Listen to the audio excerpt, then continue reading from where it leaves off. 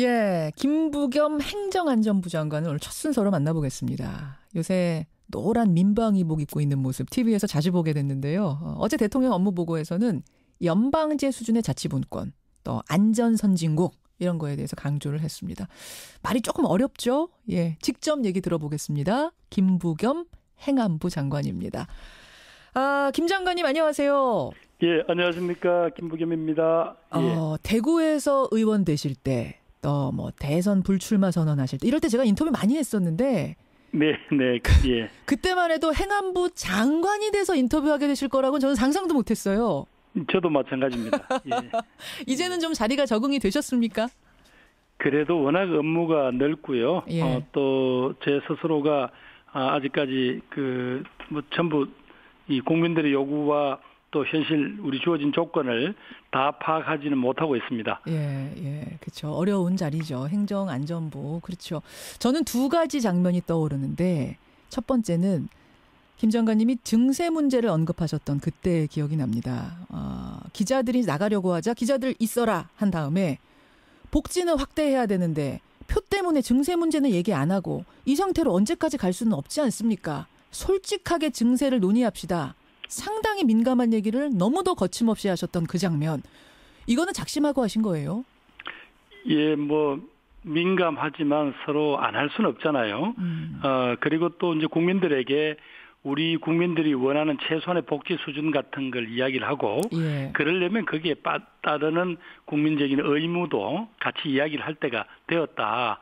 서로 사실은 정세라는 게 인기 없는 주제잖아요. 그렇죠. 정권들로서는 사실은 감당하기 어려운데 그렇다고 해서 이렇게 해서는 국가를 끌고 갈 수가 없지 않냐 그 이야기를 하자고 그랬는데요. 예, 재정당국은 참 민감하고 조심스러운 문제지만 어찌 보면 조금 저희들이 질러야 되는 문제인 것 같아서 그렇게 예. 지르신 거군요. 그래서 네네. 저 대통령하고 교감은 없으셨어요?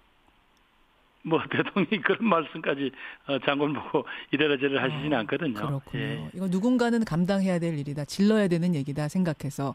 또 네네. 하나 파격적이었던 게 이제 이달 초입니다. 이철성 경찰청장하고 강인철 중앙경찰학교장을 불러다 놓고 생중계 카메라 앞에서 국민들께 사과하시오. 대국민 사과를 하게 하셨어요. 저는 경찰 수뇌부가 그게 생중계까지 되는 자리에서 장관한테 혼나는 모습은 처음 봤거든요. 이것도 작심하신 겁니까? 예, 그건 장관이 했다기보다도 국민이 그렇게 시킨 거라고 봅니다. 지금 경찰에 대한 여러 가지 개혁의 과제들 또 국민의 기대가 있잖아요. 그렇죠. 그런 게 진짜 한시가 급할 때인데 예. 경찰 수뇌부끼리 그런 보기 싫은 모습들 보이면 어떡하냐. 예. 근데 그게 무슨 장관이 제가 감독권이 있다고 해서 이래라 저래라 할 수 있는 게 아니고 국민 분노가 그 무렵에 막 치닫고 있었어요. 그렇죠. 그래서 빨리 이것은 국민들 앞에 사과하고 불을 꺼야 경찰이 다음 과제, 절박한 과제를 해결할 수 있겠다.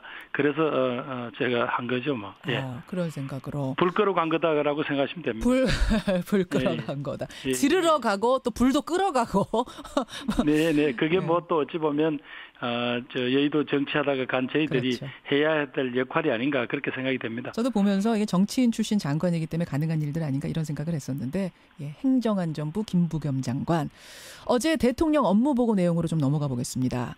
네. 예. 연방제 수준의 지방분권 개헌. 그러니까 미국의 연방제처럼 우리 지자체에다가도 권한을 좀 많이 주자. 이미 문재인 대통령은 선언을 한 내용입니다만 이제 그걸 추진하는 곳이 행안부인데 그 부분을 적극적으로 하겠다 이런 내용인 거죠? 네, 그렇습니다. 예. 좀 간략하게 국민들께 좀 설명해 주실 수 있을까요? 예, 그동안 우리가 정부가 수립된 이래로 한 70년이 넘었습니다만은 예. 그동안은 중앙정부가 끌고 가고 지방은 따라오기만 하면 됐거든요. 그렇죠. 예, 모든 것들 중앙정부가 만들고 나누어주고 이렇게 됐는데 이제 그 방법이 한계에 왔다는 겁니다. 왜냐하면 우리 국민들이 각자 다양한 욕구가 있는데 그걸 중앙정부가 일괄적으로 이렇게 하시오 저렇게 하시오 한다고 지금 국민들의 삶의 질이 나아지가 않거든요. 그래서 그걸 잘 할 수 있는 건 지방이다. 예. 그러면 지방은 그 일을 하고 싶어도 권한도 없고 돈도 없고 사람도 없습니다. 그것을 획기적으로 내려줘서 예. 현장에 있는 그분들이 국민의 목소리를 듣고 예. 가장 잘 대응하고 일을 할 수 있게 하자. 그 취지고 거기에 따른 정치적인 규정을 하자면 거의 연방제에 버금가는 그만한 수준의 권한 이양과 지방 분권을 하자 그렇게 생각하시면 되겠습니다. 그럼 뭐뭐 주는 겁니까? 입법권 주는 거고. 뭐 그러니까 이제 스스로 알아서 이제 자치조례권을 만들어라. 그다음에 이제 재정권 자신들이 그 돈을 받아가지고 예. 또 자신들이 돈을 모아서 어디에 쓸 것인지는 스스로 결정해라. 예. 그다음에 자신들이 공무원 숫자를 어떻게 하고 뭐 직급을 어떻게 하고 하는 자치 이제 조직권도 줘야 되겠죠. 예. 자치 재정권, 조직권, 또 행정을 할 수 있는 권한 그런 것들을 그 4대 복지권까지 4대 권한이라고 합니다만 예. 그 권한을 지방 스스로에게 주자는 거죠. 주자. 내년 지방선거 전까지를 목표로 한다. 맞습니까? 그러니까 왜냐하면 내년에 대통령께서도 그렇고 정치권도 내년 지방선거 때 개헌을 같이 하자고 지금 약속을 하고 있잖아요. 그렇죠. 그러면 이런 정도의 수준은 국민적인 합의가 돼야 됩니다. 예. 그러려면 개헌에 담아야 되거든요. 그 말씀이죠. 그러니까 지방선거 할 때 투표할 때 이 부분까지 담아서 개헌 투표를 같이 하는 방식 이걸 구성하고 계시는 거군요. 그러려면 그 전까지 활발하게 토론하고 현실에 대해서 진단하고 또 솔직하게 이야기를 해야 됩니다. 누가 양보를 하고 그렇죠. 누가 또 말하자면 이 책임을 질 것인지 그런 내용입니다. 그 미국 같은 경우는 주마다 세금도 다 다르거든요. 세율도 우리도 그 정도까지 가는 겁니까? 그거는 이제 미국은 각 주들이 먼저 있었잖아요. 예. 그리고 이제 합중국을 만들었던 거고. 그렇죠. 우리는 중앙국가가 먼저 서고 각 지방 행정기관이 생긴 거니까 아마 그런 차이는 고려해야 되겠죠. 뭐 그런 것도 다 논의해보자 이런 말씀이실 것 같아요. 논의를 그러니까 이제 조금 밀도 있게 속도 있게 해보자. 그리고 책임감을 가지고 해보자. 하다가 안 되면 말고가 아니다. 그런 취지라고 보시면 되겠습니다. 근데 지방자치 뭐 취지는 참 좋습니다만 현실적으로 보면 말이죠. 우리 지방의회 도의원, 시의원, 구의원들이 각종 비리에 연루돼서 국민 신뢰도 상당히 낮고 그런 지방의회에다가 권한과 재정을 더 주는 게 맞느냐. 우리가 그걸 감당할 수준이 되느냐. 우리 지방의회가. 이런 반론 나오는데요. 네, 그렇다고 해서 물론 그런 문제점이 있다는 걸 잘 알고 있기 때문에 우리가 고민입니다. 그게 우리 현실이거든요. 그렇죠. 그러나 그렇다고 언제까지 중앙이 전부 다 그걸 쥐고 앉아서 지시하고 그렇게 할 수는 없고 그래서 이제 저희들은 그 견제 장치로 소위 지역 유지들을 위한 혹은 지역의 정치인들을 위한 지방자치가 되지 않게 하기 위해서 바로 주민들이 실질적으로 참여할 수 있는 아주 쉬운 코스를 많이 만들자는 거죠. 주민들이 직접 참여하는. 그중에 하나는 주민들이 온라인에서 이제 조례도 발의하고 소위 의원들이 제대로 일을 안 하시면 바로 감독하고 또 주민도 소환할 수 그런 제도도 도입하자 그런 게 있습니다. 이 국회 통과돼야 되는 문제인데 국회에서도 좀 우려의 목소리가 있던데 국회 통과는 어떻게 보세요?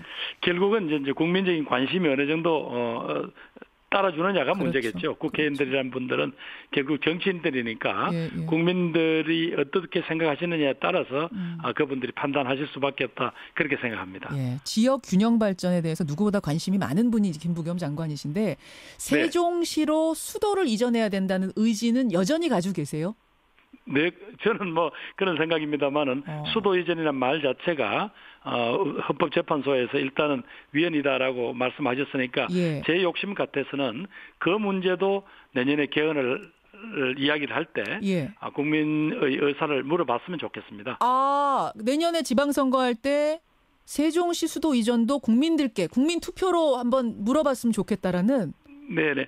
뭐 그냥 수도라고 하니까 여러 가지 오해가 있으시니까 막 행정이라는 거에 국한해서 행정 수도라고 하면 어떻겠습니까만은 그렇게 하고 현재의 수도권은 다양한 규제에 묶여 있으니까 그건 또 다른 역할 뭐 예를 들면 서울은 경제 수도가 된다든가 이런 다양한 방식으로 전국이 분극화되고 분권화되는 그런 그림을 저는 뭐 꿈꾸고 있습니다. 여전히 그 의지를 갖고 계시군요. 왜냐하면 사실 헌법재판소에서는 조선시대 경국대전을 근거로 해서 수도는 서울이라는 관습헌법을 존중해야 된다.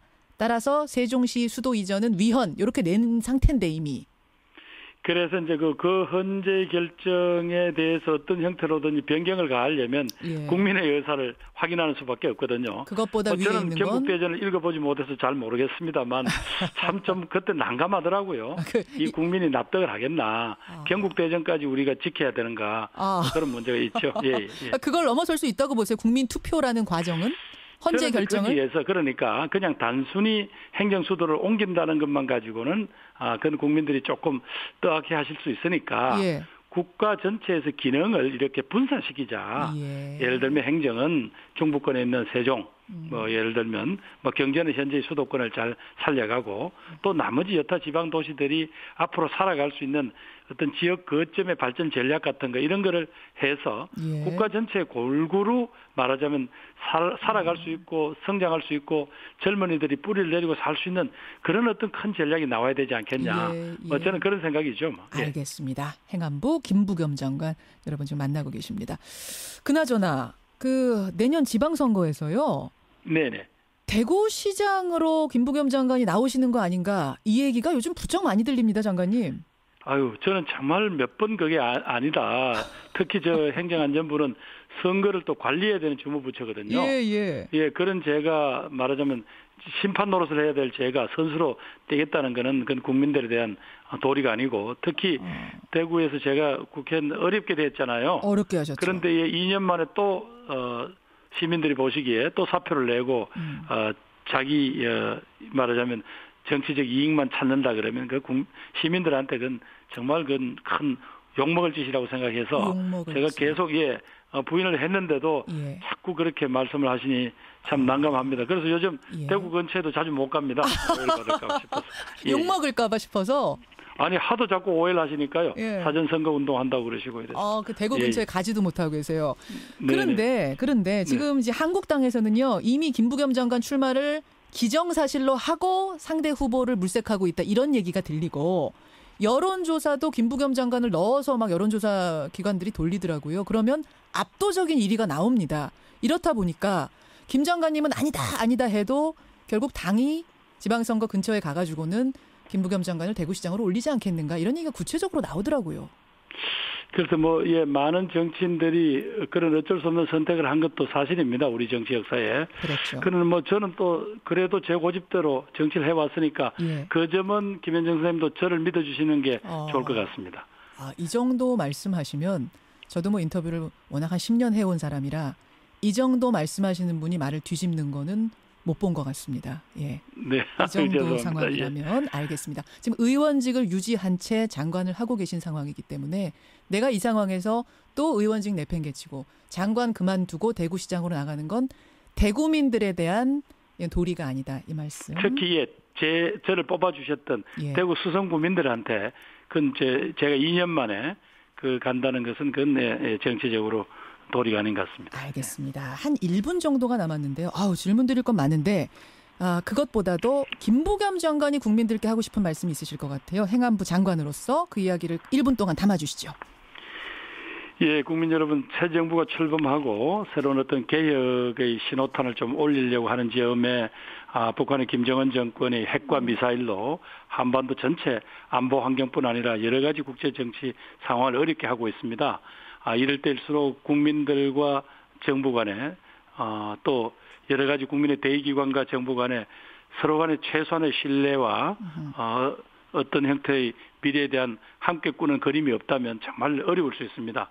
이럴 때일수록 저희들이 다양한 형태 위기에 대해서 같이 정말 이웃과 함께 이 위기를 극복해 간다라는 그런 국민들 스스로 일어나는 그런 당당한 모습 또 자발적인 모습 보여주시면 정부 저를 비롯한 많은 공무원들이 또 문재인 정부의 모든 장관을 비롯한 정치인들이 정말 혼신의 힘을 다해서 이 국가의 위기를 극복하고 멋진 어떤 개혁의 대한민국 한번 만들어 보겠습니다.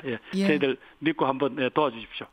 지금 1분을 꽉 채워 쓰셨는데 지방분권 개헌에 대해서는요. 청취자 의견이 다양한 게 많이 올라와요, 장관님. 저희가 이건 모아가지고 나중에 전해드리겠습니다. 참고해서. 지방분권과 함께 균형 발전은 꼭 같이 나가야 될 가치입니다.